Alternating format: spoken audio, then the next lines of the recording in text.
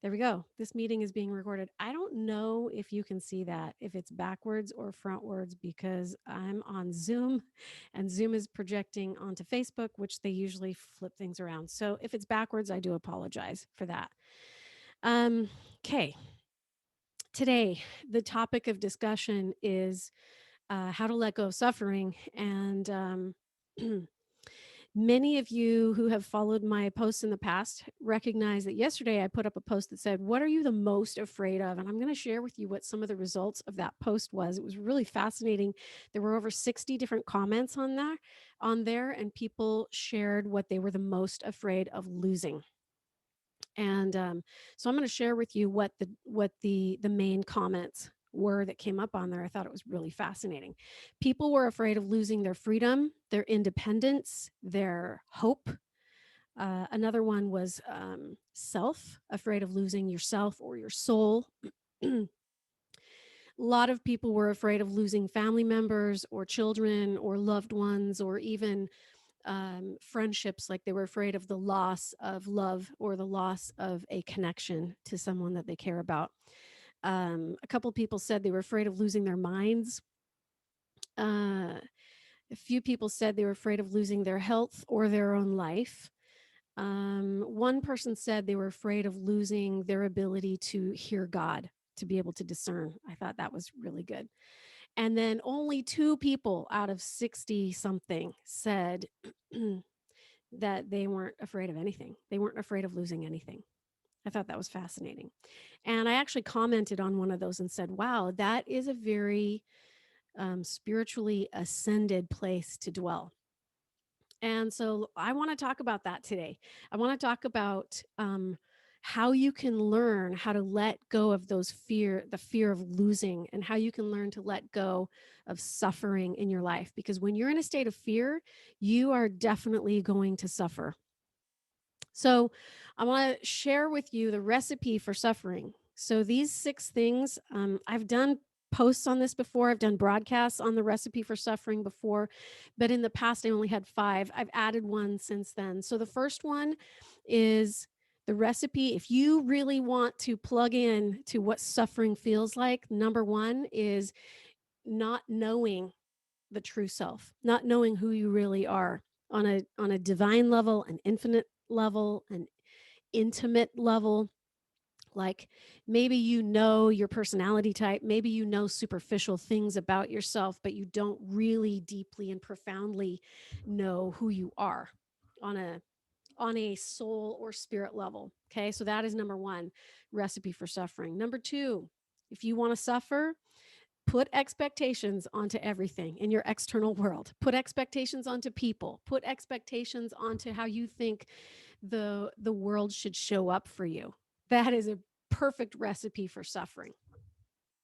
Number 3, anytime you get stuck in unprocessed emotions, limiting beliefs about yourself and about the world around you, that is a perfect recipe. It's a setup for suffering. Number 4, the fear of loss, which is all about why I posed that question in Facebook yesterday about what are you most afraid of losing? And uh, people said what they were afraid of losing. You can go read that post and feel the fear in people's hearts. Um, that is a state of suffering. Anytime you are associating with fear, the fear of loss, the fear of death, the fear of social acceptance, maybe people don't like me or they won't accept me or they won't blah, blah, blah, right? Um, any of these things, when you're plugging into the belief of any of these things on this list, you are going to create suffering in your life. So if you want to walk away from suffering or not experience suffering, you have to learn how to identify with your higher self, your true self. You need to know yourself. It's it's a critical component for living in a state of grace and a state of peace. uh, you've got to learn how to let go of expectations, not stop trying to control the world and the universe around you, and just let go. And I think my favorite word about resolving that piece, I guess, of suffering is to allow. Allow your life to show up the way that it does. Allow people to show up the way that they do. Allow situations to show up the way that they do, and recognize and realize that it's all happening for your highest good. And so if you stop resisting it and come into a place or a state of neutrality, like it is what it is, and I'm okay. I'm okay. I'm a sovereign being. I know who I am, and I have no zero expectations on what life is supposed to do for me or how it's supposed to show up to me. It just is what it is, and I'm okay. I'm going to explain to you in just a minute how to get there. And then number three, learn to feel your feelings. Learn to identify what the beliefs are underneath those feelings. Because the truth is, ultimately, you are responsible for what's going on inside of you. Doesn't mean you're to blame necessarily for everything that happens in your life, but you are ultimately responsible for the way that you interpret life, the way that you perceive it, and the way that you experience it within.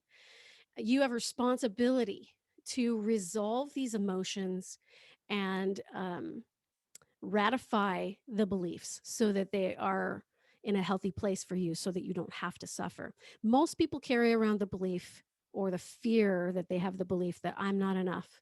I'm not worthy. People don't love me, or maybe they won't love me if they really knew the me, the real me, right? And then the fear of loss, fear of death.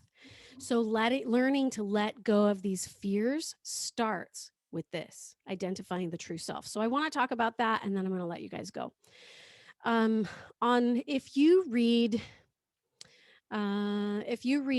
anybody's near-death experience, out-of-body near-death experiences, there's hundreds of thousands of them. There are Facebook groups everywhere where people share that they've had these kinds of experiences, and more people are having them. So they are legitimate experiences. And I personally have experienced a popping out of the body, so to speak, where I got some perspective. And the perspective that I gained was, without this physical bag of bones and dirt and water and cells, this physical body, without this body, if I'm away from the body or I've stepped out of this body, I realize that there is an aspect of me, there's a part of me that's infinite, that's eternal, that is unchanging, that is unaffected by the world.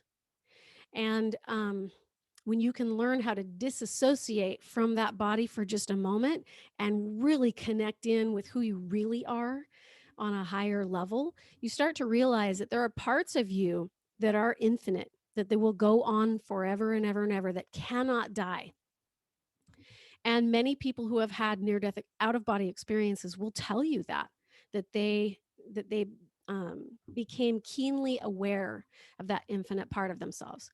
I've shared this story so many times in my private Facebook group, Greater Life, Greater Impact. In fact, I just shared it on a class that we had yesterday on how to become spiritually sovereign. And in that class, I talked about how when my mother passed away, she came to me in a vision and showed herself to me at the foot of my bed. And she didn't show herself to me the way that I recognized her in her physical body. She showed a higher version of herself. It was one of the most beautiful visions I think I've ever had in my entire life. And she didn't say anything to me. She just pointed and she was just like, look, this is me. And I recognized her presence and I recognized her eyes, and I knew that it was her. She did not look at all like her physical body, but it was one of the most beautiful beings, even to this day, that I've ever laid eyes on. And after the little 5-second vision was over, I remember thinking, I wonder if she ever saw that in herself when she lived here on this earth. And the answer was no. And in my mind, that's tragic. That's a tragedy that a human being can go their entire life and never really know who they truly are on a divine level, on an infinite level. So if you think about the word infinity, somewhere inside of you, there is infinity. There is eternity. There is a part of you that will go on forever and ever and ever. There's a part of you that is like God. When God says, I'm the same yesterday, today, and forever, he is talking about that infinite true self that really exists, that is beyond, that's deeper than just this bag of dirt and water and cells and bones. When you look in the mirror and you stare at yourself in the mirror, you're not really beholding your true self, your higher self. You're looking at a body, you're looking at an activity of cells and matter and material that is doing something, that's keeping your physical component alive. This is just an interface. This body is an interface that allows you to experience this world with the five physical senses, but it's not the sum total of who you are. So if you really want to get to the core of who you really are and start identifying yourself with that and creating an identity, not creating an identity, but tapping into the true identity of who you really are, not who your body is, not who the world says you are, not who your mind says you are, not who the world or religion says you should be. Um, that's not you. That's superficial fluff. I mean, it's parts of you, but it's not the depths of you. And this is what I do when I teach people in my Greater Life, Greater Impact Facebook group. Is we go into the depths of this. I'll teach you how to tap into that part of yourself and start identifying the world around you from that place. And when you can learn to tap into that part of you, you will discover yourself. You will discover God, because that's where how you access the divine is from within. Um, and then lastly, I just wanted to make this point about the nature of an infinite being. So, a being that is the same yesterday, today, and forever, somewhere inside of you, that part of you exists and it dwells, and you can learn how to tap into that and become extremely powerful. That's where your gifts and talents are. That's where your desires and your passion and your purpose is. That's where everything that you think you want and think you desire lives, is from that place of the higher self. When you learn how to access this, you can let go of all of this. You can let go of the need to suffer, because what could possibly threaten the infinite? As an infinite being, somewhere inside of you, as an infinite being, when you learn to tap into that part of yourself, you realize that part of you cannot die. It cannot lose anything, because it is everything. It's infinite.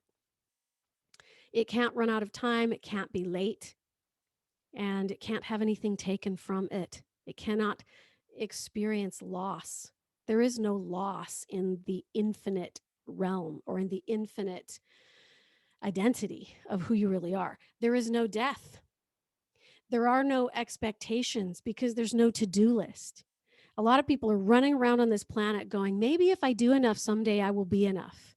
Maybe if I have enough, someday I will be enough. Those are expectations. And that's a setup for suffering. So if you learn to tap into this, you can resolve all of the rest of this. And especially this, the fear of social acceptance, like people won't like me, or people don't like me, or I'm not enough, or I'm not worthy. This stuff, all this stuff goes away when you learn how to tap into the higher self, the infinite being that really resides within you. That's the part of you that's carrying around this dirt and water, this physical mortal body. That is what the physical matter is adhering to. So I invite all of you to take a moment to really ponder and reflect on that and think about it, because once you learn to tap into the infinite self, you realize there is no threat.